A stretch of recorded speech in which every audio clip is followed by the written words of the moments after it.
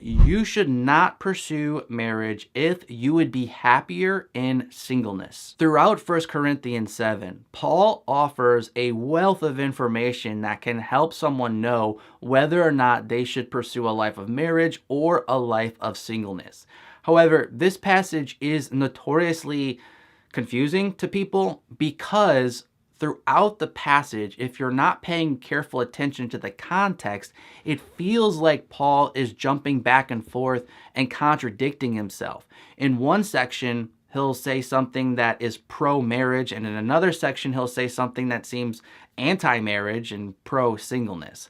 And so when you take the whole of 1 Corinthians 7, you'll see that there are major themes that link all the passages and verses together, but Paul is using different examples to prove the same point. So let me break it down a little further.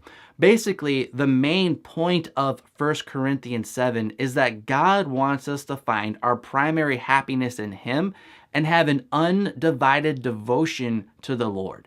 And then throughout the passage, he's going back and forth of, hey, if you have this variable, marriage is going to help you have an undivided devotion to the Lord. If you have these variables, singleness is going to help you have an undivided devotion to the Lord. And so it's not this idea that Paul's contradicting himself over and over on one side and on the other side. Rather, he's saying, whatever your situation, the whole point is to do what brings you the most happiness and joy in the Lord and what will bring Him the most glory.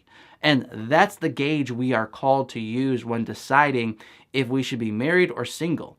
You can see this principle really specifically in 1 Corinthians 7, verse 40. This is where Paul says, "Yet in my judgment, she is happier if she remains as she is. And I think that I too have the Spirit of God." In this context, he's talking about widows. So it's a very specific context. What I want you to see here, though, is the general principle that Paul is using in that you should choose what makes you happier. Did you see that? Thus, if you would be happier in singleness rather than in marriage, you should not be pursuing marriage. One sign that God is calling you to be in a relationship with someone is when you think, I'm happy in the Lord, but I think I would have more joy in my life if this other person also came into my life as a spouse.